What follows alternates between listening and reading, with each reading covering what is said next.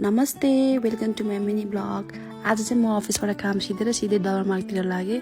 अलिअलि मेकअपको सामान र पर्फ्युम किन्नु थियो, सो द्याट के नसोचिकन प्रिटी क्लिकबाट छिरेर सामान लिएर म त्यहाँबाट निस्केँ।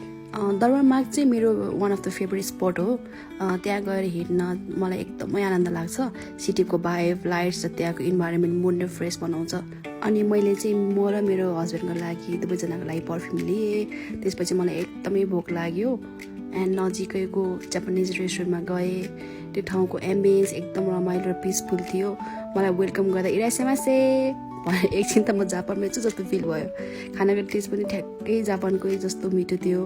अनि वेलकमिङ ड्रिङ्क्स चाहिँ मुगी चिया थियो। जापानमा पनि त्यस्तो चिया दिन्छ नि त, मुगी चिया, ओचिया। सो टेस्ट पनि आजी पनि ठ्याक्कै जापानको जस्तो आइरहेको थियो। एकदम मिठो लाग्यो। म त कम खाएँ है, केही नसोचिकन। कति पछि मैले यो टेस्ट पाएँ भनौँ न।